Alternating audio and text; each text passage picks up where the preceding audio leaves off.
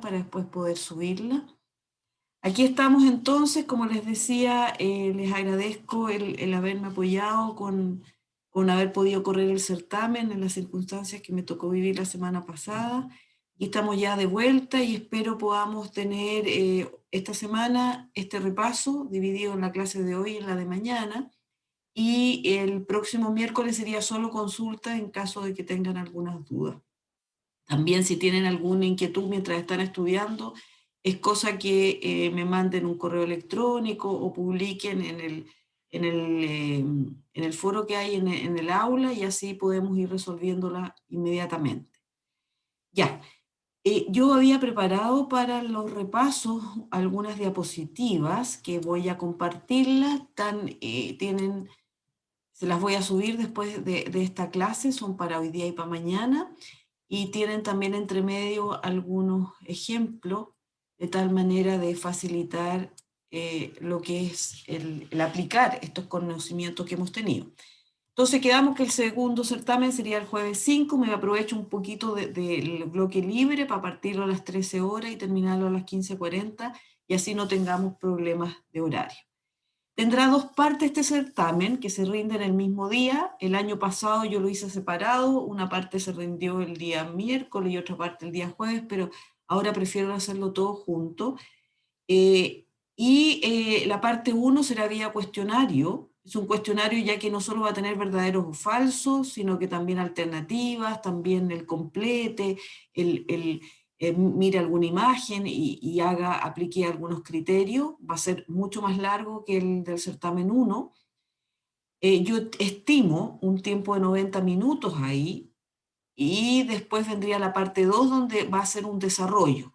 El desarrollo es muy similar al caso, por eso la importancia del caso. Solamente va a estar focalizado en lo que es el enfoque bottom-up, es decir, lo que más me interesa y porque es quizás lo que más les va a servir de aquí en adelante, es que ya lleguen a un nivel de madurez en el proceso de normalización donde ustedes miren una vista y puedan rápidamente decir, estas son estas tablas y se asocian así y hacer mejoras a eso desde la perspectiva del diseño, que es lo importante, diseño físico y no solo diseño lógico, sino que también físico.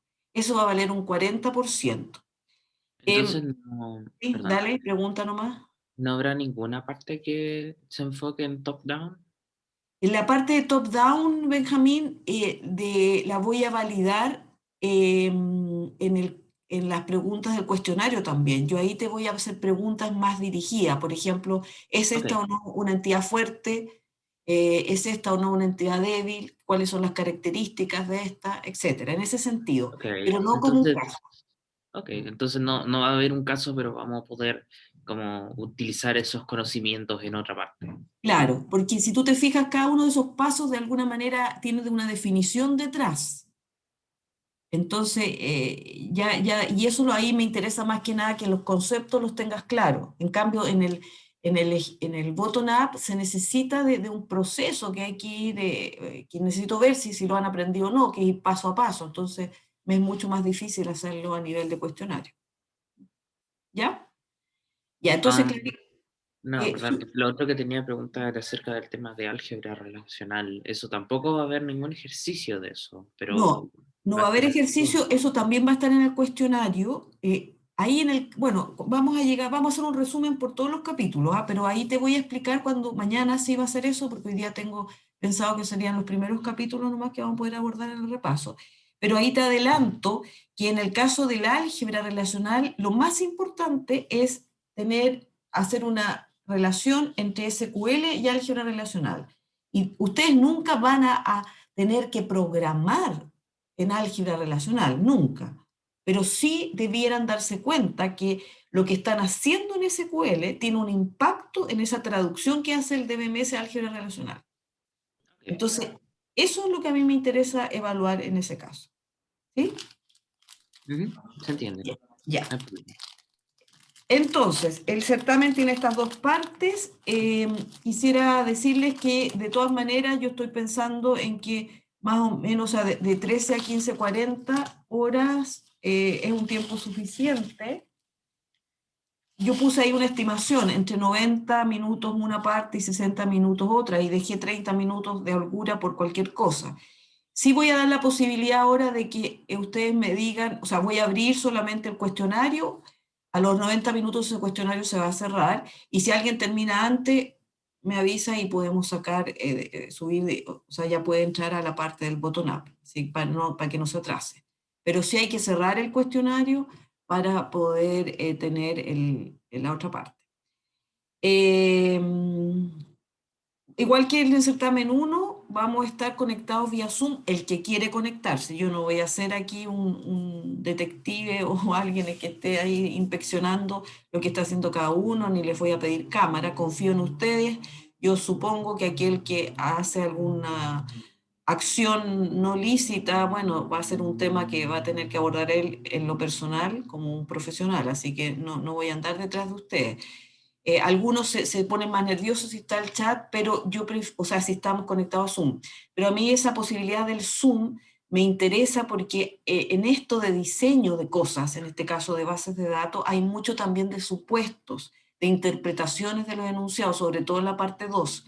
Entonces, lo que hago normalmente es todas esas consultas que van saliendo vía chat, no por favor en voz alta porque se interrumpe a los demás compañeros, todo eso las voy a ir resumiendo en unas PPT que van girando, entonces eso va a estar ahí y yo prefiero que estemos todos conectados. Que el chat, ya no decía eso, se requiere tener micrófono apagado, eso serían las condiciones para nuestro certamen. Ya, vayamos entonces al temario. Estos son los 5 capítulos que entran. El capítulo más denso, más grande, más largo es el número 3.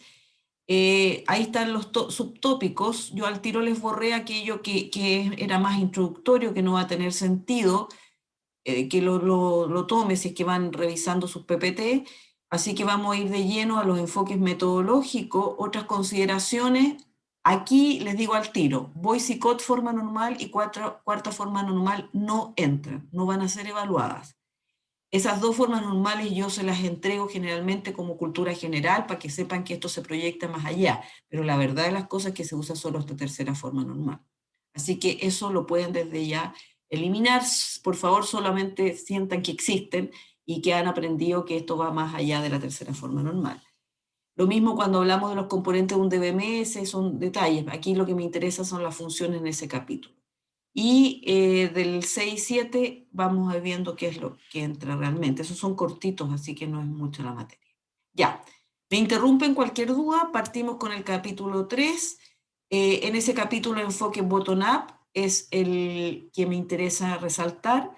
Esto es entonces, va a ser consultado mayoritariamente en torno a lo que es la parte de desarrollo. O sea, la parte de desarrollo es full esto. La parte de cuestionario, a lo más podría preguntarle de repente algo como que si un requerimiento de procesamiento, cuál podría ser, o cosas de ese estilo, pero el full de desarrollo está en esto. La parte de desarrollo solo tiene que ver con este enfoque.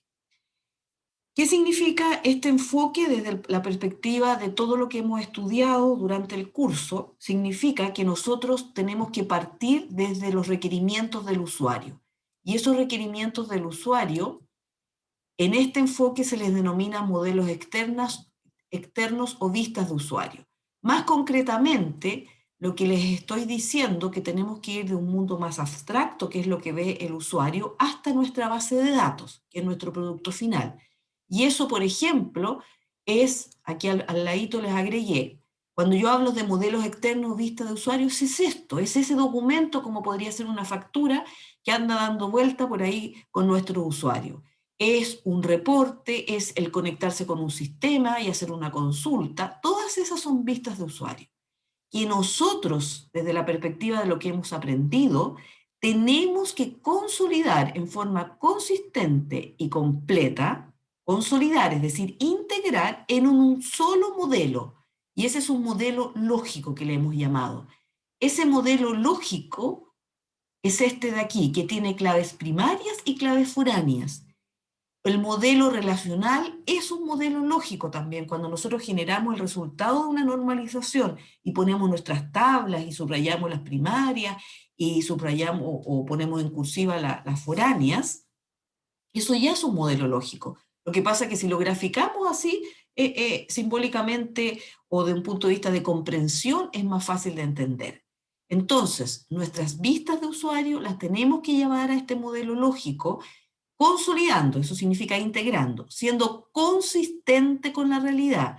Consistente significa 100% natural, no inventar cosas que no estén en esa realidad, salvo que sea una mejora que nosotros detectamos y que se la propusimos al usuario.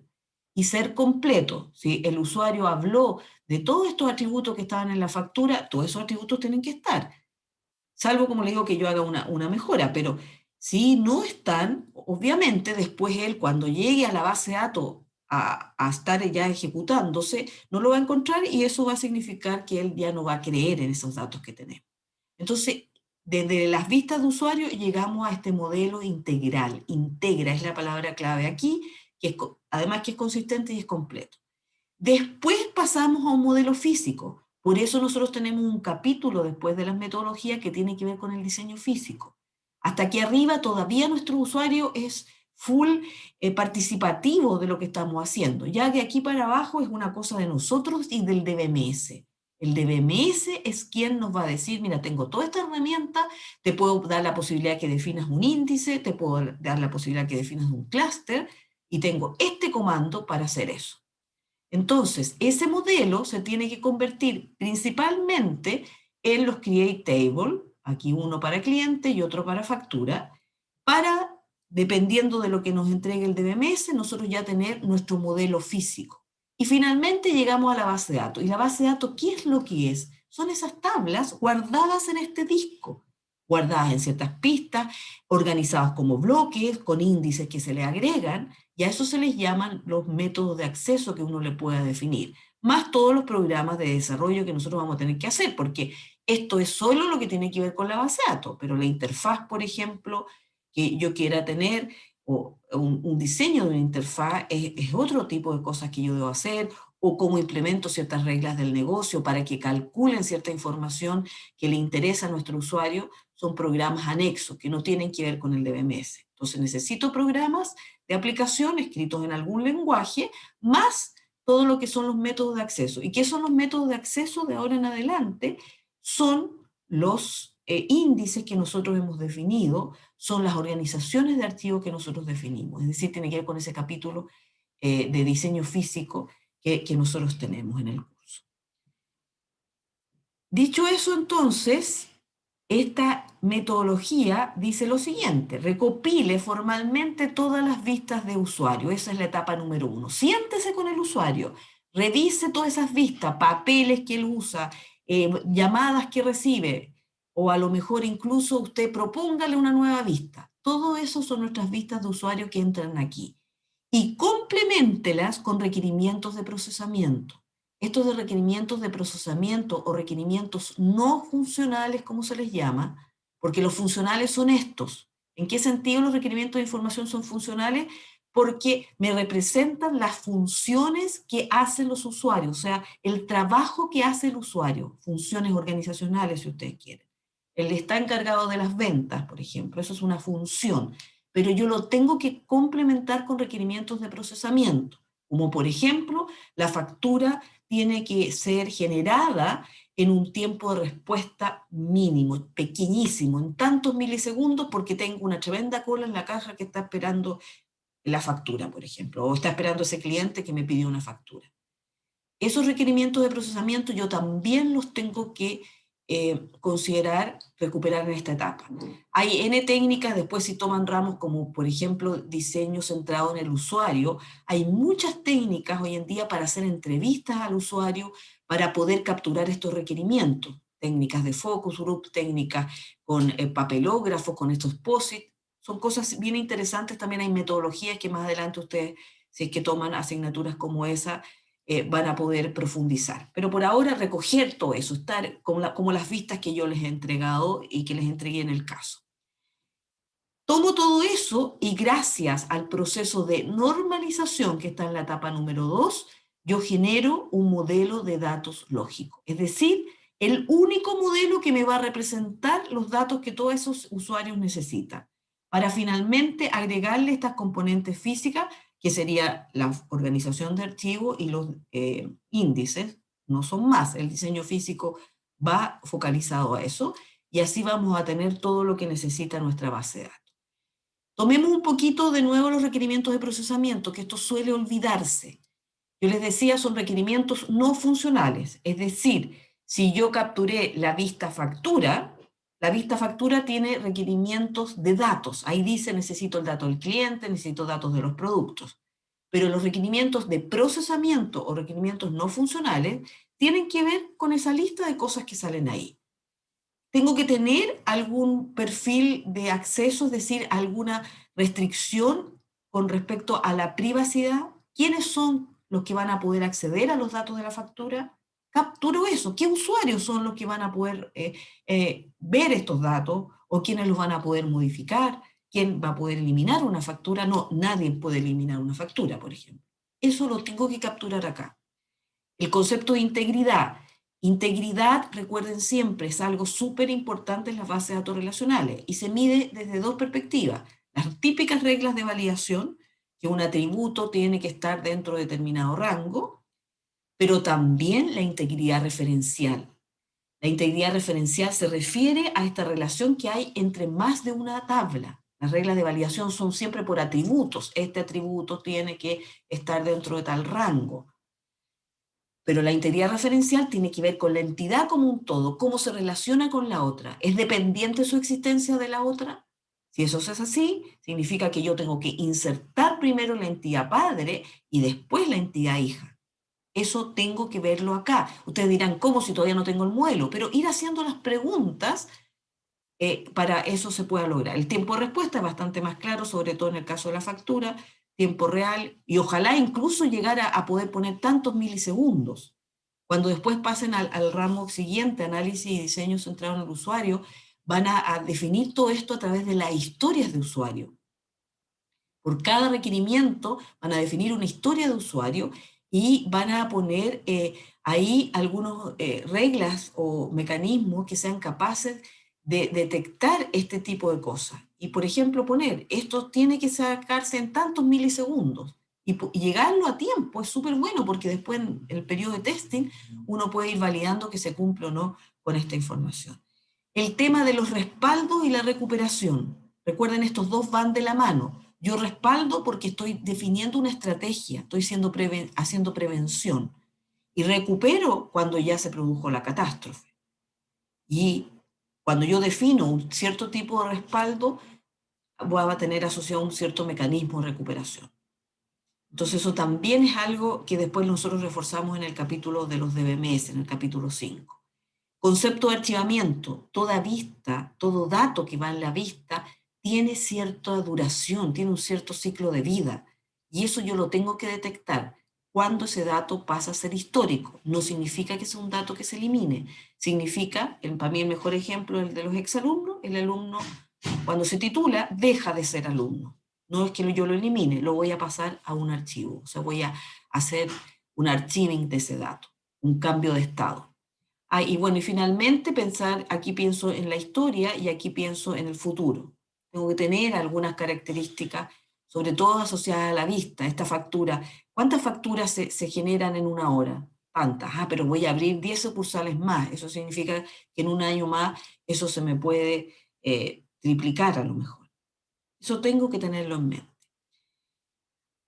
Otro punto importantísimo es la normalización. Recuerden que en esta etapa lo que hacemos es normalizar cada vista en forma independiente, integrar los resultados, generar el modelo de datos lógicos, graficado si se quiere, también en como conjunto de tablas. Y aquí hay una cosa importante, para el certamen y para hacer mucho más ágil esto, ahí van a ver que más que nada la idea, lo que más me interesa es que lleguen al conjunto de tablas, así como se ponen en el modelo top-down, donde uno pone las tablas, los atributos y por favor identifiquen claramente las claves primarias y las foráneas. Si ustedes no identifican esto, no hay forma de revisar si está bien la normalización, no hay forma de revisar si está bien el modelo final. Necesito que pongan ahí, profe, por último, con otro color, con una línea punteada, la foránea, con una línea fija, me ponen cómo la están representando, de tal manera de tener esa información. Y las revisiones que son constantes. Aquí con respecto a las revisiones, durante el desarrollo en el certamen, tengan muy en mente que si están normalizando, por ejemplo, y se dan cuenta que ahí podía haber una mejora, pónganmela ahí inmediatamente. Aquí agrego una mejora. No necesito que me las pongan arriba o al final. Para facilitarle el proceso, yo prefiero que si se dan cuenta, vayan poniéndomela ahí, pero por favor escríbanla, igual que los supuestos, porque si no, después van a perder puntos y yo no soy capaz en el momento de la revisión de interpretar qué es lo que estaban pensando. A veces hay soluciones distintas a lo que uno puede tener en la pauta, porque dependen de los supuestos. Así que pongan flechitas, rayen ahí encima, etcétera, etcétera. Yo prefiero que esta parte la hagan, si es que pueden a mano y después me sacan una foto, o si la hacen la digitan, digamos, hagan algunas rayitas, algunas informaciones o agreguen algunos tips así al lado, algunos comentarios para yo poder corregírselo de la mejor forma posible.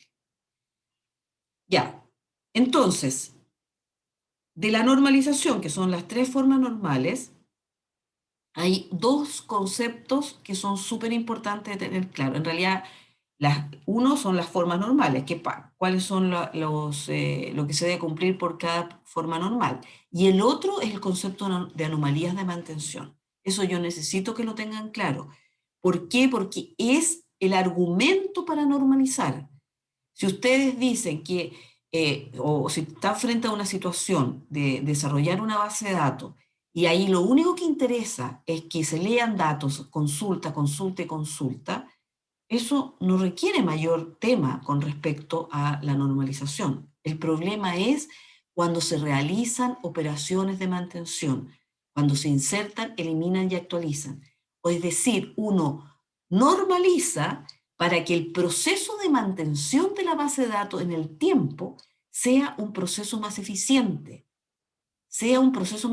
Miren lo que estoy diciendo. O sea, si yo inserto, elimino y actualizo, que es lo que normalmente se hace para que la base de datos dure hartos años. Si eso es así y eso es preponderante, yo debo tener mis tablas normalizadas. Si solo hago consultas, o sea, solo lecturas, si solo hago lecturas sobre la base de datos, que es lo que pasa en los sistemas OLAP, si solo hago lecturas, no necesito normalizar. Necesito, mientras más tenga los datos juntos, mejor, porque leo una sola tabla y puedo responder esa consulta. Pero eso es súper ineficiente desde la perspectiva de asegurar que los datos que se van ingresando sean datos de calidad. Y por eso entonces surge este concepto de anomalías de mantención, que lo vamos a repasar con el siguiente ejemplo. Si hay dudas, me detienen y me preguntan. ¿Cuál es este ejemplo? Imaginémonos esta situación para los más futboleros. Imaginémonos que tenemos esta tabla donde se registran los partidos de fútbol de la siguiente manera. Hay una ID que lo identifica en forma inequívoca. Es una clave primaria, una ID, un número correlativo, la fecha del partido, los equipos que juegan, los goles del equipo 1, los goles del equipo 2, un código del estadio, el nombre del estadio, perdón, el RUT del árbitro y el nombre del árbitro. Si estuviera esa tabla así de diseñada, y esto es probable que sea también así, preguntas que yo les pueda hacer, ¿quién me podría decir en qué forma normal está la tabla partidos? Yo diría que está en un FN, ¿no? Porque es solamente una tabla, ¿cómo se llama? Reiterada. Así se llama. Es solamente datos reiterados, no hay ningún dato exterior a eso. Entonces, ¿Tú dices datos repetitivos? eso. Datos repetitivos. Y es solo eso. Entonces, no hay que hacer una separación entre datos no repetitivos y datos repetitivos, porque todos ya están en una sola tabla. Ya, entonces tú dirías que estaría en primera forma normal. ¿Por qué Benjamín no estaría en segunda forma normal? Bueno, porque hay muchas dependencias parciales, ¿verdad? No todo ¿Dónde está? depende A ver, del... Benjamín, ojo, ¿dónde están las dependencias parciales? Aquí. por ejemplo, los equipos no dependen del partido, por ejemplo, ¿no? Ya. Ahí, qué bueno que lo planteaste. Esta tabla no tiene dependencias parciales, porque fíjate, tiene solo una clave primaria simple. Las Ah, dependencias ¿verdad? parciales se dan cuando tengo clave primaria compuesta. Lo que tú me estás diciendo, que efectivamente existe, son dependencias transitivas. Muy Ah, bien, la aquí en señal Matías, confundida. ¿sí? Pero perfecto. Muy bien, qué bueno que lo dijiste igual porque eso suele suceder. Entonces, cuidado con eso. Fíjense que cuando se encuentran una, efectivamente, esto como dice Benjamín, esto no tiene grupos repetitivos, es decir, ya está en primera forma normal, porque todos son repetitivos, no hay una diferencia entre una parte simple y una Entonces, no repetitiva, ¿ya? como no Entonces, tiene clave compuesta, tiene que estar en segunda forma normal por definición también, ¿verdad? así es, así es. Es decir, esta tabla está en segunda forma normal. ¿Por qué? Porque no tiene grupos repetitivos, porque no tiene clave primaria compuesta, por ende no tiene dependencias parciales, pero sí tiene dependencias transitivas. ¿Quién me puede decir cuáles serían las dependencias transitivas aquí? El árbitro, o sea, los datos del árbitro y los datos del estadio. Muy bien, Matías. Aquí tenemos problemas de dependencias transitivas. Si ustedes se fijan, muy bien, Marcos, también, que lo está diciendo el estadio y el árbitro. Si ustedes se fijan, estos son datos del estadio y estos son datos del árbitro.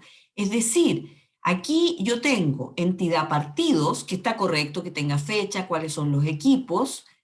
Aquí no tengo dependencias transitivas, por más que uno diga, hoy tengo los equipos y los goles. No puedo dejar los equipos y los goles en otro lado, no, porque son dependiendo de este partido y eso depende de este ID. Entonces, todo esto. Si tuviéramos un identificador del equipo, por ejemplo, eso lo Ahí podemos sí, hacer. muy bien, ahí sí, Benjamín, te creo, pero no había identificador del equipo. Y eso que dice el Benjamín igual es importante, fíjense que ¿por qué aquí se da? Porque hay como un identificador del estadio, hay como un identificador del árbitro. Y eso es lo que sucede cuando se pasa a tercera forma normal, lo que se elimina. Se generan esas tablas de códigos, como se les denomina, que son las que nos permiten el poder tener entonces una tabla donde eso nosotros podamos manejarlo independientemente. Y manejarlo independientemente, ¿por qué? Para poder reducir las anomalías de mantención. ¿Quién me puede dar un ejemplo de anomalías de mantención en esta tabla? Antes de pasarla a segunda forma normal o a tercera. Si esta tabla siguiera así, ¿qué anomalías tendríamos? ¿Quién me puede dar un ejemplo de anomalía? Recuerden, ¿cuáles son las anomalías de mantención? Cuando yo inserto, cuando yo elimino y cuando yo modifico.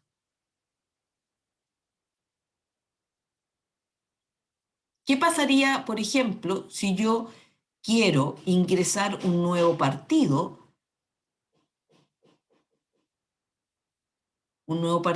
y todavía no tengo el estadio asignado, por ejemplo? Tendría que inventar seguramente un código de estadio. Tendría que inventar un código del árbitro. Y empiezo ahí con esos registros dummy.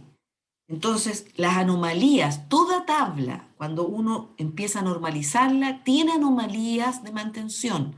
Más que aplicar, o sea, uno aplica las formas normales y al ir aplicándolas va reduciendo esta anomalía. Pero dense en cuenta también de que hay anomalías. Entonces, eso es lo que quiero que con este ejemplo les quede claro. Pensando en esta tabla, antes de normalizarla, así como está aquí, cuando yo inserto un nuevo árbitro, por ejemplo, quiero insertar un nuevo árbitro o incluso un nuevo estadio, yo voy a tener que inventar un partido para poder insertar el nuevo estadio o para poder insertar el nuevo árbitro, a lo que le denominamos valores dummy, valores fantasma. Cuando yo elimino, por ejemplo, si se elimina el partido número 2, como dice acá, el Estadio Nacional era en la única parte donde estaba. Y voy a perder esos datos. Si mi base de datos solo tuviera esta tabla, eso me va a generar una base de datos anómala. Aquí arriba al insertar voy a insertar valores que no existen realmente. Eso es una base de datos anómala, de datos de mala calidad.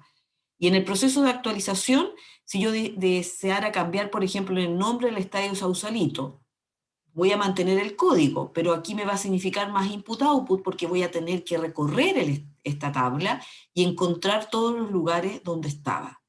En cambio, si yo lo tengo separado, no puse aquí la respuesta de esto, pero lo que nosotros debiéramos tener como resultado de esto es una tabla que tuviera el ID del partido, la fecha del partido, equipo 1, equipo 2, goles 1, goles 2, código del estadio y root del árbitro. Y código del estadio sería foráneo, al igual que root del árbitro. Y otra tabla donde tuviera código del estadio, nombre del estadio, primary key ahí el código del estadio, y otra tabla, root del árbitro y nombre del árbitro. Es decir, esto se me convierte en 3 tablas: la tabla partido, la tabla estadio, la tabla árbitro. Y por supuesto, esas tablas con atributos comunes que permiten enlazarme. Y esos atributos comunes van a ser la foreign key que debo agregar en la tabla partida. Entonces, ojo con las anomalías, esos términos hay que manejarlo, hay que saber mirar una tabla y poder decir, aquí hay una anomalía de inserción, hay una anomalía de mantención, o sea, de inserción, eliminación o de modificación, y por eso yo normalizo, aparte de saberse las reglas de la normalización. Otro concepto importante en la normalización es la dependencia funcional, que se escribe así, y se lee, como aquí se expresa, el root determina el nombre, el número de la factura determina el total. Esto es encontrar una asociación uno a uno entre los atributos. Esto es decir, estos atributos debieran ir juntitos, porque si yo digo A, llego a B, de forma inequívoca. Pero si yo tengo A y cuando voy a B hay un montón de valores a los cuales yo estoy apuntando, eso no es dependencia funcional. Eso me está diciendo que eso tiene que ir para otro lado. Es decir, tiene que ir para otra tabla. Entonces, es re importante y eso da la base. Veámoslo con este ejemplo. Cuando nosotros partimos la normalización, con nuestro ejemplo típico de la factura, uno tiene datos básicos de la factura y tiene nuestros datos repetitivos, que serían cada línea de la factura. El paréntesis de llave es el que nos da esa información. O sea, tenemos la vista no normalizada. Si esa vista la pasamos a primera forma normal, uno dice, tomo todos los datos que tienen que ver con factura, que sería estos de aquí arribita, es decir, lo fijo, y aquello que tiene que ver con la parte variable. Todo lo que tiene que ver con la parte variable que está aquí. Y mucho cuidadito con esto, siempre acostúmbrense a dejar un espacio para el atributo de intersección. No puede haber un grupo repetitivo, o sea, cuando yo paso de una vista no normalizada a primera forma normal, habiendo grupo repetitivo, tiene que quedar ese grupo repetitivo enlazado, o sea, es un como reconocimiento a quién es el padre de esta asociación. Si yo no pongo esto acá, me van a quedar los productos, pero no sé de quién.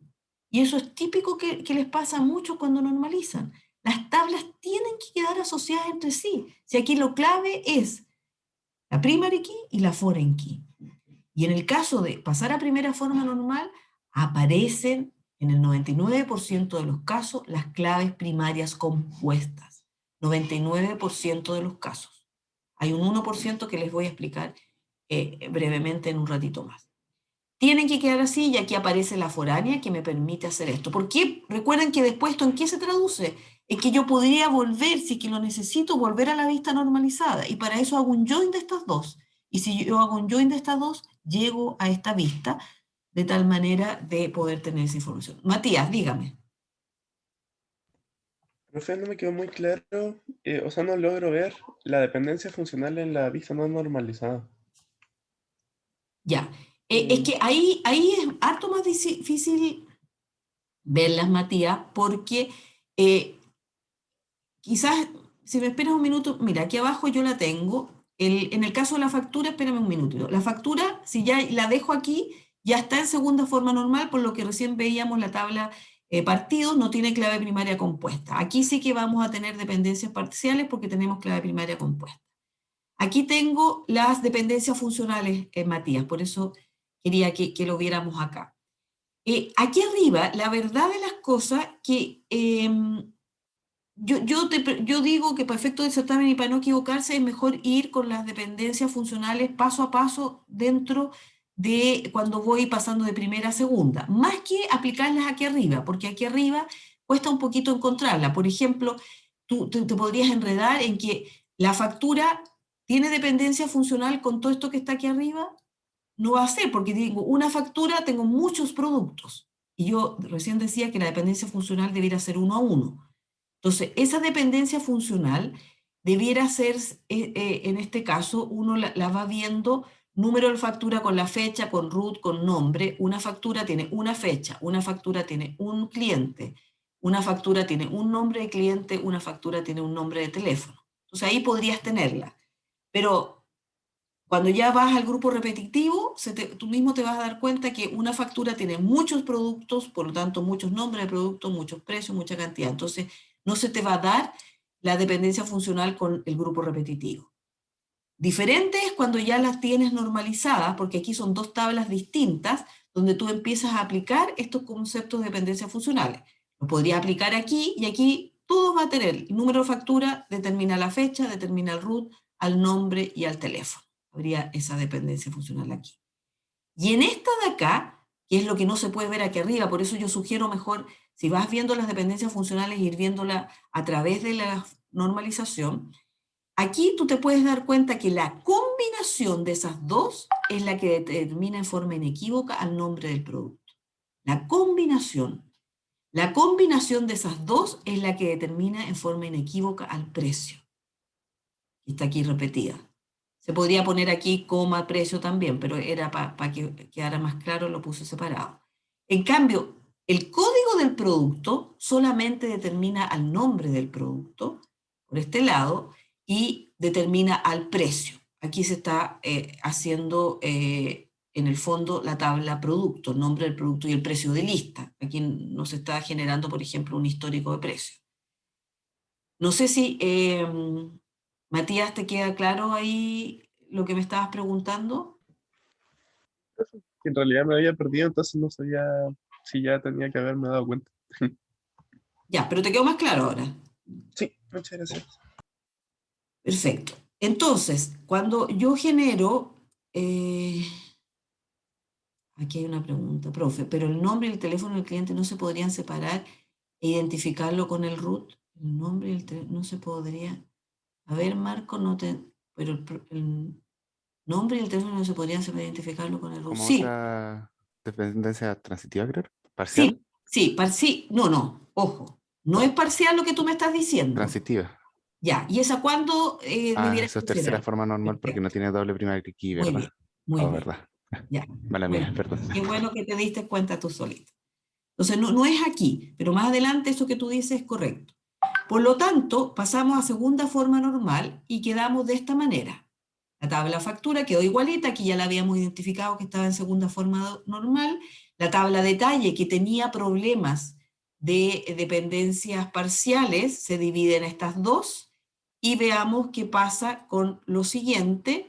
Estas serían nuestras tablas que teníamos. ¿Y qué pasa con las dependencias transitivas? Lo que recién nos estaba diciendo Marco, que tenemos dependencias funcionales, la factura determina el root, la factura determina el nombre, pero el root del cliente determina el nombre. Entonces, eso es una diferencia que nosotros tendríamos que hacer. La factura determina el root, la factura también podría determinar al teléfono del cliente, pero el root determina el teléfono del cliente. Y eso hace entonces que nosotros generemos factura, bueno, cliente, en primer lugar, cliente, ¿quién es esta cliente primero? Cliente tiene su root, su nombre, cliente tiene su root, su nombre, cliente también tiene un teléfono. Entonces aquí queda cliente con root, nombre y teléfono. Factura necesita el root también, pero lo necesita como foráneo. Y fíjense que también podría haber tenido una dependencia 1 a 1 entre factura y nombre del cliente, pero no aparece eso. ¿Por qué? Porque la logramos gracias a la foreign key de acá. O sea, dado que el nombre del cliente depende del root, transitivamente, esto me está mostrando la transitividad, el nombre del cliente depende del root y en forma transitiva depende de la factura. Entonces solo lo dejo asociado al cliente. Lo mismo pasa con el teléfono. El teléfono, un cliente tiene un solo teléfono, es lo que se está asumiendo aquí en la factura. Por lo tanto, el número de la factura me determina el root y el número de la factura también me va a llegar en forma inequívoca a ese número de teléfono. Pero dado que podría yo tener a este cliente, o sea, tengo esta otra dependencia funcional, yo lo dejo asociado a ese cliente. Y esto me queda acá y el root pasa a ser foráneo de tal manera de quedar en factura. Ya, entonces, la normalización, no se olviden que son 3 pasos. La cuarta forma normal y Boycott forma normal existen, igual que otras formas normales, pero se basan más o menos en la misma idea, dividir para reinar. Tengo una gran tabla que la voy dividiendo en tablas más pequeñas. Muchas tablas no tiene tanto sentido, así que por eso no se trata de seguir y seguir dividiendo. Pero sí, esta tercera forma normal es lo que se establece, y aquí está el resumen entonces de parto con mi vista no normalizada, o sea, parto con mi vista de usuario, la dejo en forma lineal, identificando los grupos repetitivos si es que existen, con paréntesis de llave. También en ese momento es bueno identificar los atributos derivables, de tal manera de dejar establecido que esos son atributos que nosotros vamos a definir, los vamos a calcular vía código y no los vamos a dejar en la base de datos, pero sí tengo que tener conciencia de que ellos existen, porque voy a necesitar tener aquellos datos que me permiten calcularlos. Si no, no voy a poder entregar esa información finalmente al usuario. De ahí elimino los grupos repetitivos, si es que existen, genero mis vistas a primera forma normal. Aquí, importante, la clave primaria compuesta. Si yo elimino grupos repetitivos que habían, voy a tener en el 99% de los casos una clave primaria compuesta. Pero existe ese 1% que se los voy a mencionar al final con un pequeño ejemplito, que no es necesariamente así. Y después paso a eliminar las dependencias parciales, generando buscando esta unicidad o esta dependencia uno a uno entre los atributos. Solo eso se va a dar si es que tengo clave primaria compuesta, y después estoy en segunda forma normal, y ahí para pasar a tercera elimino las dependencias transitivas. Sean ordenados cuando postulen a este tipo de cosas. Una vez que yo normalizo, tengo que integrar. Cuando integro, la gracia es que estoy juntando visiones de mis datos desde distintos usuarios. Ahí lo que tengo que tener más claro es que aquí se juntan porque tienen igual clave primaria. Y además tengo que tener 3 cosas súper claras. Ojo con los sinónimos y los homónimos. A veces, porque un usuario le llama de una manera a un atributo y otro de otra, yo voy a integrar y digo esto es lo mismo o no es lo mismo. Esos son sinónimos. Entonces tengo que unificar, porque a lo mejor son la misma clave primaria y porque distintas personas ven en los datos o se refieren a ellos con distintos nombres, yo estoy en esta incertidumbre. Esas son cosas que tengo que dilucidar con el usuario. Los homónimos tienen un mismo nombre, pero significan distintas cosas. Entonces tengo que también clarificar eso. La otra cosa que se les puede producir, y eso lo vimos en los ejemplos del hospital y de la universidad, es que cuando ustedes integren se generen dependencias transitivas. Esto del código que yo recién les decía, o el root, cuando veíamos en el caso del partido, el código del estadio con el nombre del estadio, el root del árbitro con el nombre del árbitro. Se fijan estas tablas códigos que se les llama, porque una vista tenía el código y la otra vista tenía la descripción, yo los junté y generé estas dependencias transitivas. Y la generalización. Veamos rápidamente un ejemplo de dependencia transitiva. Aquí está. En una vista yo generé esta tabla, en la otra vista generé esta. Una generaba el código y el otro no. Lo junto y genero esta dependencia transitiva. Es decir, el código determina el nombre y esta es la que prima. Por lo tanto, tengo que generar esta tabla. O sea, cuando yo integro, el problema que se me puede dar es que retrocedo a segunda forma normal. Entonces tengo que revisar eso y avanzar a tercera forma normal. Ese es un problema. La otra, más que problema, yo diría la otra consideración, como bien dice aquí el título de la diapositiva, es que llego, integro y genero tablas con muchas columnas de repente.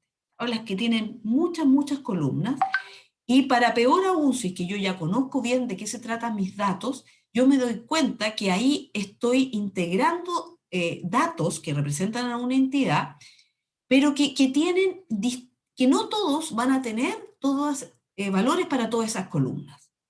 Nuestro ejemplo, pienso yo, más importante, o que más hemos conversado, es el que tiene que ver con los pacientes que quedan hospitalizados y los pacientes ambulatorios. Obviamente son distintas las data que yo necesito, pero si yo hablo solo de pacientes, voy a tener muchas columnas que me representen a los ambulatorios y que me representen a los que quedan hospitalizados.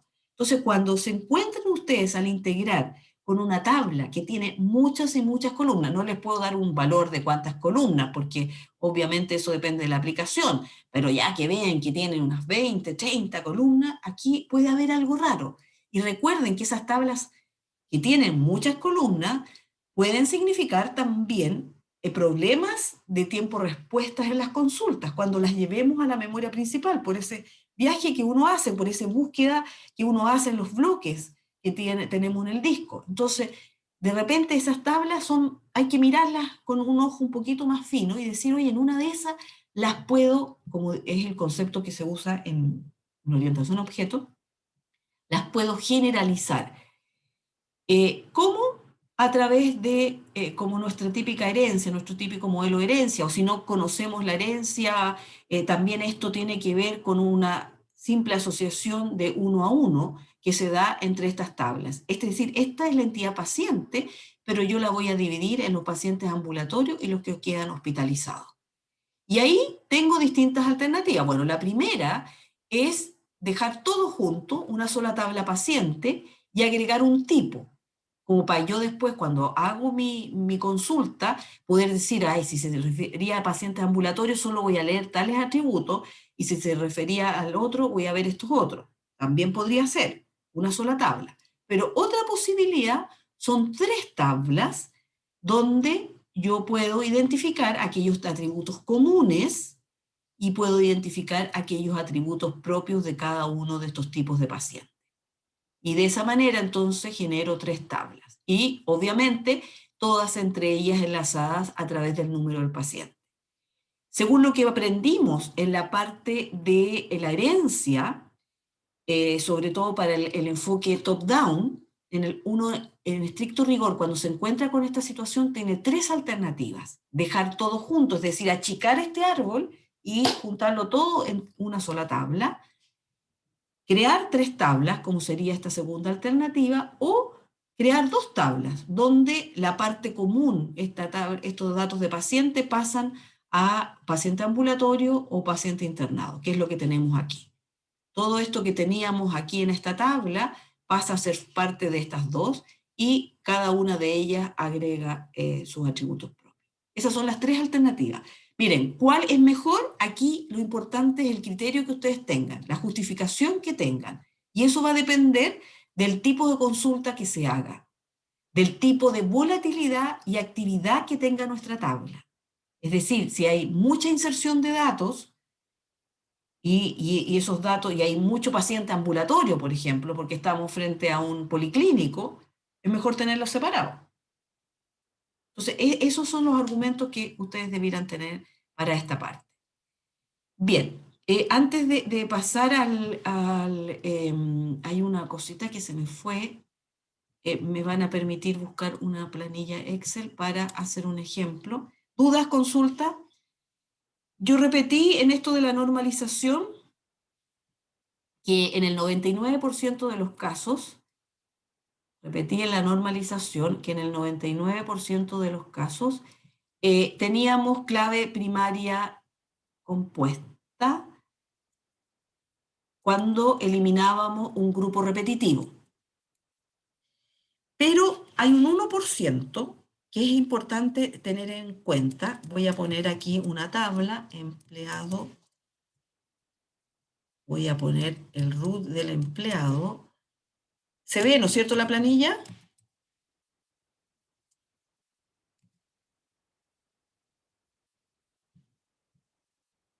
Sí, profe. Ya, muchas gracias. El root del empleado, el nombre del empleado. el root de la carga familiar, el nombre de la carga familiar, y la fecha de nacimiento. ¿Qué estoy diciendo acá? Imaginémonos ahí y ahí. Imaginémonos la situación, esta es mi vista no normalizada, tengo al empleado con su root y su nombre, y como grupo repetitivo las cargas familiares que él tiene. Entonces yo empiezo a aplicar mis formas normales, como hemos aprendido.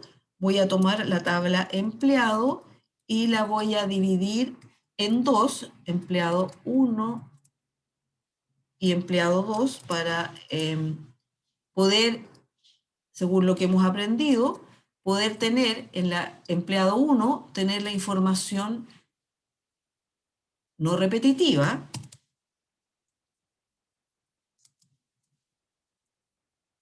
es decir, esa de ahí, y en empleado 2 tener la información repetitiva, que sería esa de ahí.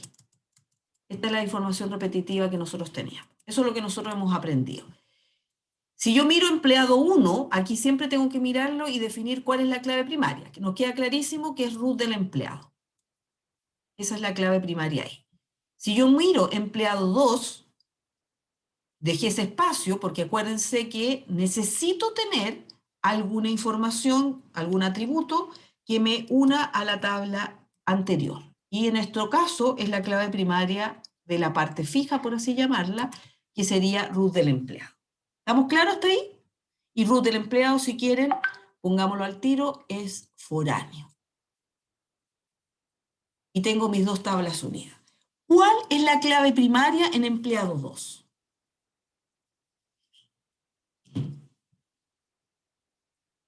Que dice Marcos, si se ve compuesta. Ya, el Marco dice que esta clave primaria sería compuesta. ¿Alguien más me puede dar una respuesta?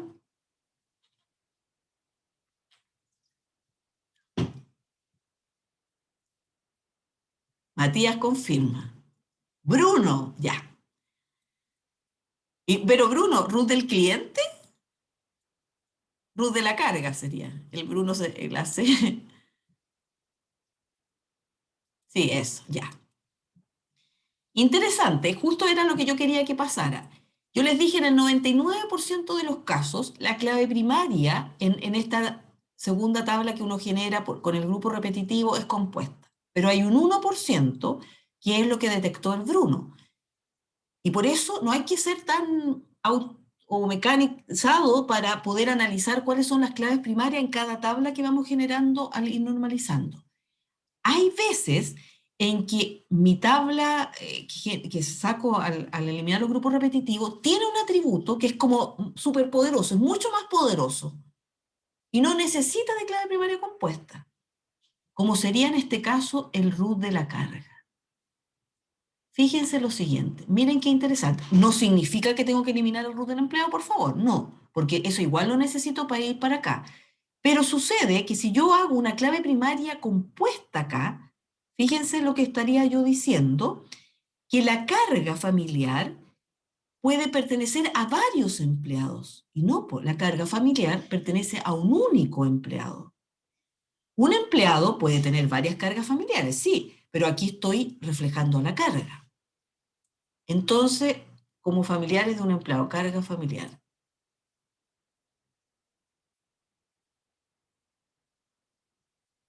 Ah, ya, te contestaste a ti mismo, Marco, sí. Entonces, eso es lo que puede pasar. Por favor, tengan en cuenta esto. Este es en el 1% de los casos. La mayoría de las veces esta cosa de aquí tiene clave primaria compuesta. Pero fíjense bien, por favor, eso en cada forma normal. Fíjense bien, generan una tabla ustedes y revisen cuál sería mi clave primaria. Y cuando yo reviso eso, tengo que pensar que esto me lleva inequívocamente a un solo registro. Si yo pusiera acá, voy a copiarla como clave primaria compuesta. Por ejemplo, si yo la pusiera como clave primaria compuesta, yo aquí estoy diciendo lo siguiente.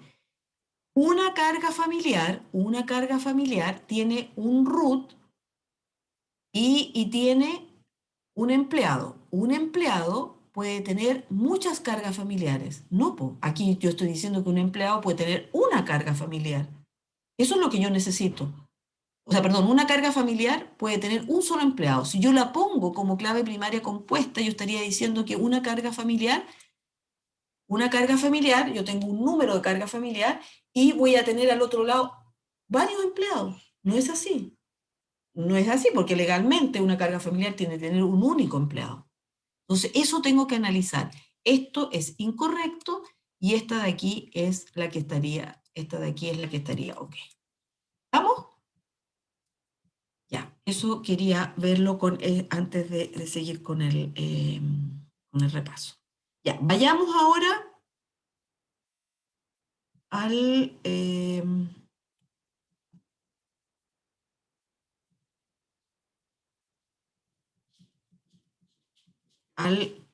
metodología top-down.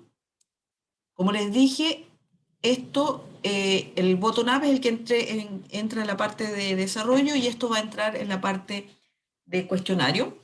Aquí el punto de partida es distinto, no son las vistas de usuario, es un modelo de datos conceptual. Es decir, ya conocemos un poco más de qué se trata nuestra realidad y tenemos un modelo, que alguien lo gráfico en alguna parte y lo tenemos que llevar a un relacional, generalmente un diagrama de clases. Así que es muy probable que yo les pueda poner en el cuestionario un diagrama de clase y les pida algunas cosas respecto a ese diagrama. Estos son los pasos, son los 8 pasos, donde en cada uno de ellos está casi todo el conocimiento que hemos tenido desde el inicio del semestre, es decir, incluso muchas de las cosas que vimos para el primer certamen, las asociaciones, es lo mismo de siempre, las enarias, lo mismo de siempre, quizás la herencia y la categorización son cosas distintas, pero y las fuertes y las débiles más o menos son las mismas, salvo las débiles que aquí tienen una interpretación distinta. Ya, vayamos punto a punto. Entidad fuerte. No se olviden que esta entidad es aquella que por sí sola existe. No necesita de atributos de otras. O sea, no necesita de una foreign key. Esas foreign key no debieran estar en un modelo conceptual, así que no saco nada con decirles eso, pero en el fondo, y aquí lo podemos ver, su paso al modelo relacional es 1 a 1. O sea, si yo tengo esta definición de un ID y 2 atributos, el modelo relacional, el ID se convierte en la primary key y los atributos existen. No tengo que agregar absolutamente nada. Es una relación, por así decirlo, no implica convertirla en nada distinto. Veamos este ejemplo. ¿Ven aquí alguna entidad fuerte?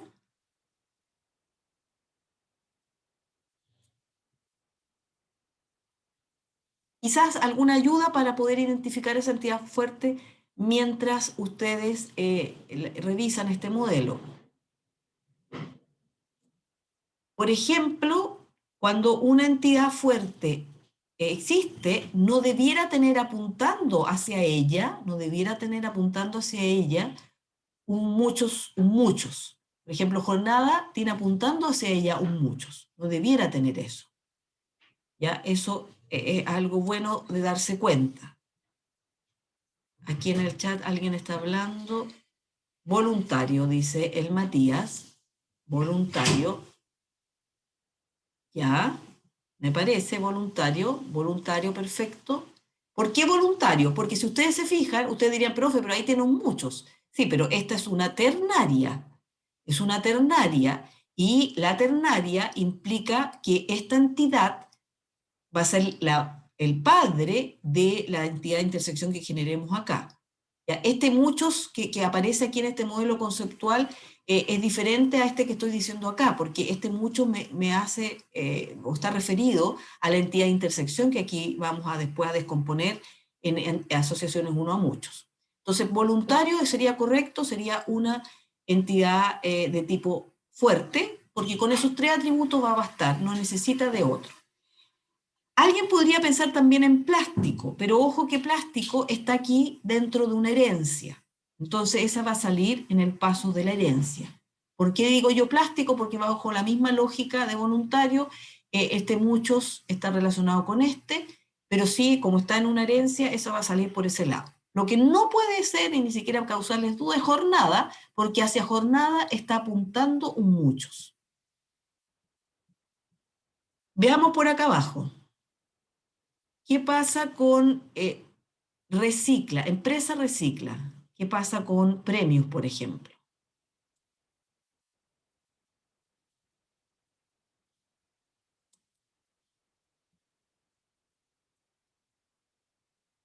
Esta también es una entidad fuerte, porque fíjense que este muchos a muchos, nuevamente, no es que esté apuntando hacia acá, sino que es un muchos a muchos que se va a descomponer en uno a muchos, y esas uno a muchos van a estar apuntando hacia la entidad de intersección, no hacia recicla.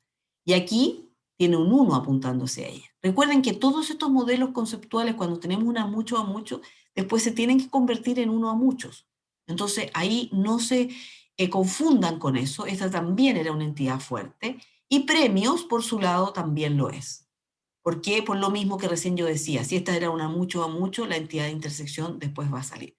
Entonces, cuidado con eso, suelen cometerse esos errores, estas son las que más cuestan. Esto de aquí también hay que tenerlo claro, si tienen una muchos apuntándose a ella, así, de este tipo, 0, 1 a muchos, esa no es entidad fuerte. ¿Dudas con esto?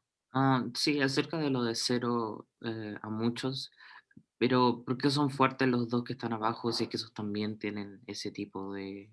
Ya.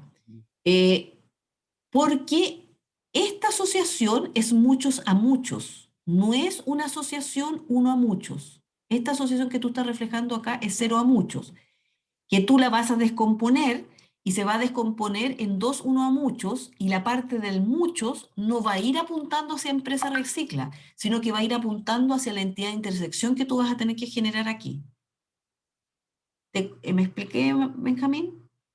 Creo que sí, creo que Es entiendo. decir, ese muchos, a diferencia de este muchos apunta hacia allá porque esta es una uno a muchos, pero esta es una muchos a muchos, es decir, la entidad dependiente es la que va a estar aquí, la de intersección, no estas dos. Lo mismo que pasaba en la ternaria que teníamos acá arriba. Creo que se entiende. Profe Creo que Playa, ¿por qué no es fuerte? Ya, sí, aquí el Matías me está... y Playa, ¿por qué no es fuerte?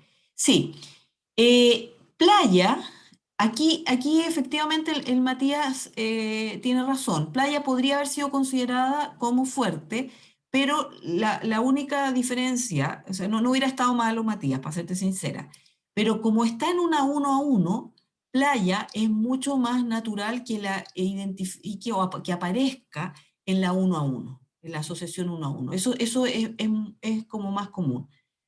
¿Por qué digo que Playa podría haber sido fuerte? Porque ella tampoco requiere nada de otra. Pero ¿por qué también digo mejor que aparezca en uno a uno? Porque en el paso uno a uno tiene que poner alternativas. ¿Cuáles son las alternativas? Que dejo la foraneidad en descripción de playa o en playa. O sea, es más o menos obvio que la voy a dejar en playa, o perdón, o en descripción de playa.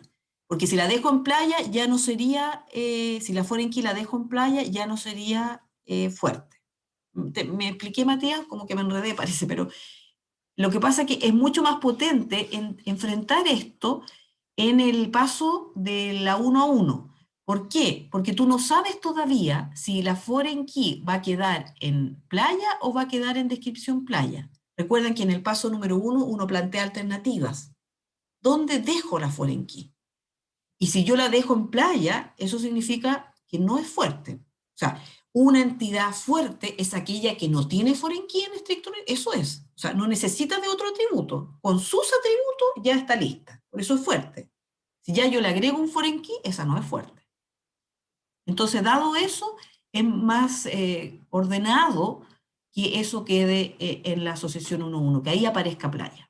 Porque todavía se está en duda de si es o no es foreign key. Como una de las dos tablas va a quedar con foreign, no podemos decir cuál de las dos es fuerte. Así es. Josías. Muy bien. Gracias, Josías, por ayudarme a aclarar. Ya. Paso 2, la entidad débil. La entidad débil en este caso hay que tener un poquito de cuidado porque no es como tan el mismo concepto que teníamos antes.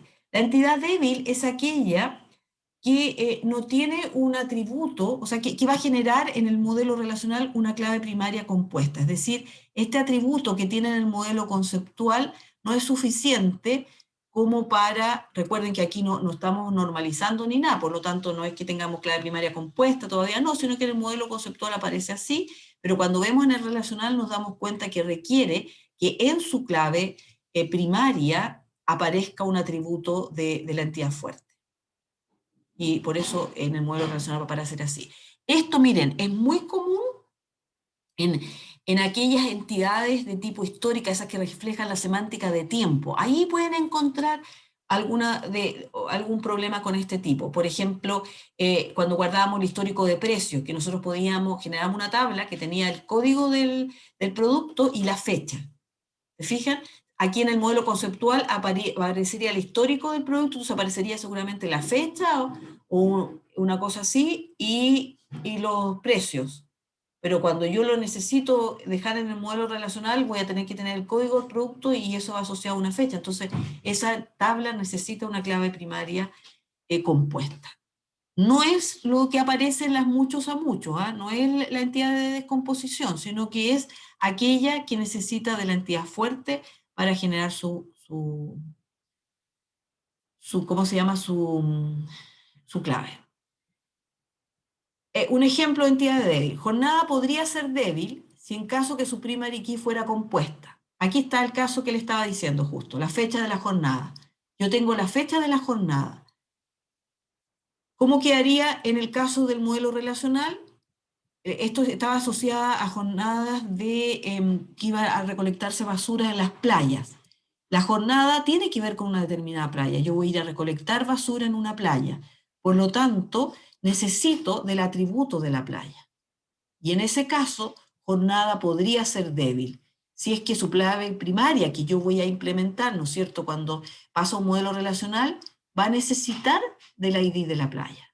En nuestro modelo, espérenme acá, jornada tenía fecha, hora de inicio, hora de término. Y necesita un atributo playa. Yo necesito saber en qué playa voy a ir a hacer la recolección del plástico que quiero recolectar o recoger por era un sistema de estos de medioambiental que trataba de recolectar basura en las playas. Eso era el contexto. Entonces ahí, y por eso les decía que esto tiene mucho que ver, cuando vean una débil es cuando tengo estas situaciones, como que tengo una fecha, pero una fecha de qué, necesito asociarlo a algo de la fuerte.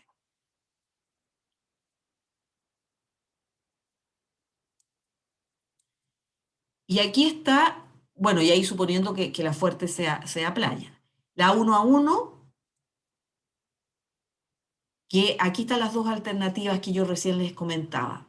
Las dos alternativas que tienen que ver con que la foreign key va en la tabla B o va en la tabla A. Y para nuestro ejemplo, aquí estaba. Entonces teníamos que la playa tiene un ID, un nombre, una dirección. Puedo dejar ahí un ID a la descripción. O al revés, un ID de la descripción y de ahí ir hacia la playa. ¿Cuál alternativa es mejor? Es un problema de diseño nomás aquí. Aquí una decisión de diseño. ¿Cuál es el flujo que mayormente se hace? ¿Qué es lo que más me preguntan? Los datos de la playa, por ejemplo. Lo que más me preguntan. Entonces, yo cuando me vayan a preguntar o me pidan la foto en esos pocos casos, ahí voy a esta parte.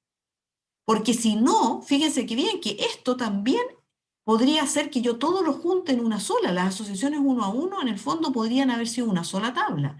Pero lo que yo estoy haciendo aquí es sacar aquella data que es muy voluminosa, que me ocupa mucho espacio, como son las fotos, y la tengo en otra parte. Pero yo sé que el camino más común es que yo me vaya a pasar de la playa, por ejemplo, a la descripción, a la foto. Entonces ahí era lo que yo recién le comentaba a Matías, ahí ya esto no es una entidad fuerte, porque necesita de ese atributo porque va a poder ir a otro. En cambio, si hubiera sido esta la opción, esta podría haber sido considerada una entidad fuerte. La 1 a mucho, quizás estas son las más fáciles porque es con la que más hemos trabajado. Aquí, la entidad que recibe la muchos, esa es la entidad que recibe la muchos, esa tiene que tener sí o sí una foreign key. Donde está apuntando la flecha del muchos, tiene que haber sí o sí una foreign key. Recuerden, en la uno a muchos, no es en la muchos a muchos, que es diferente. La paso rápido eso porque esa es bastante más fácil. Y la muchos a muchos, voy a estar ya terminando con los pasos. Aquí hay muchos a muchos y la entidad de intersección. Aquí lo vital es esa entidad de intersección que tiene una clave primaria compuesta. Esto también lo hemos revisado varias veces y que se extiende a la ternaria, cuaternaria, etcétera, etcétera, donde lo único que hacemos es agregar más entidades, pero la lógica es la misma. Si tengo ternaria, entonces tengo 3 atributos como clave primaria compuesta. Y algún atributo de intersección. Otra cosa importante, no siempre tengo que agregar un atributo de intersección, no siempre. Aquí está nuestro modelo final, entonces, que estábamos viendo, ahí teníamos una ternaria, que implicaría esa tabla de intersección. Fíjense que tiene las claves primarias de jornada, plástico y voluntario. Y no tiene atributo adicional. Puede ser, aquí no había un atributo adicional en el modelo, pero esto igual tiene que ser una tabla. La herencia, esto también lo hemos ejemplificado bastante, esto era la definición que nosotros teníamos y teníamos distintas alternativas. Nuestro modelo conceptual muestra esto, nuestras tablas son 3, una por cada entidad. La otra alternativa es achicar nuestro árbol y solo quedar con 2, es decir, con las subclases, pero agregándole los atributos de la clase superior. Alternativa 3, quedar con una, aplanar completamente el árbol. Los atributos de la entidad superior se agregan a B y se agregan a C, o sea, se queda todo junto, queda todo en una sola tabla, pero aquí necesitamos agregar el tipo, para poder saber cuáles atributos dependen de qué tipo de datos. Y esta 4 es lo mismo, pero usando valores booleanos. El hecho de agregar los tipos como booleanos me facilita mucho en los índices bitmap. ¿Se recuerdan? Permite aprovechar mucho ese tipo de índices, porque se podrían hacer consultas incluso sin ir a la base de datos que está en el disco, solamente con ese índice que está en memoria principal cuando uno empieza a trabajar con con su base de datos. Y aquí está la herencia y ahí está el resultado de las alternativas para esa herencia. Por ejemplo, aquí están las 4 alternativas y aquí se define, se escoge la alternativa 4 por efectos de lo que yo recién le decía. Eso es una buena justificación. O sea, cuando yo necesito hacer muchas consultas y quiero tener índices del tipo bitmap, como aquí era necesario clasificar los plásticos en bolsas, botellas y ropa, entonces la podría usar de esa manera y poder decir, no sé, cuánto cantidad de ropa y plástico encontré, etcétera, etcétera. Entonces se escoge la alternativa 4. Eso es lo que yo quería ver por hoy. Ah, no, perdón, me falta el último. Miren, para serles sincera, la categorización es súper, o sea, les voy a ser sincera, es muy difícil encontrarla. Así que solamente se las menciono, es algo medio sofisticado, medio raro, no lo voy a preguntar porque es bastante poco común, pero solamente tener en mente que no siempre se hereda todo desde la clase superior, sino que a veces se puede ser selectivo y decir yo solo quiero heredar estos atributos o estos otros. Pero no va a ser algo que les voy a preguntar. Y ahí. En otras consideraciones de diseño, me aguantan este minutito, solo la desnormalización, no entra boicicote y cuarta forma normal, y la desnormalización es volver atrás. Esto también lo vimos ahora recién con el ejemplo de la, cuando recién veíamos de la integración. Recuerden que al desnormalizar uno lo que hace es, también al usar valores derivables, como este total está desnormalizando, porque este valor sería redundante, yo lo podría calcular, está aquí, pero me ahorro tiempo. No lo hago, o sea, es cosa de cada vez que alguien, asumo el costo, sí, que si alguien después me aumenta la cantidad o aumenta el subtotal, voy a tener que ir a sumar al total. Otro es el agregar a la entidad esta, por ejemplo, la débil, agregar estos atributos. Cuando la tabla que tengo de código es muy pequeña, solo tiene 2 columnas, mejor ponerlo acá, por ejemplo, el nombre de la carrera, ¿para qué voy a usar un código? Eso también es una forma de desnormalizar. Y lo otro es nuestro concepto, que esto lo hemos manejado en la semántica de tiempo, el tener el precio actual repetido, y aquí tener el precio histórico.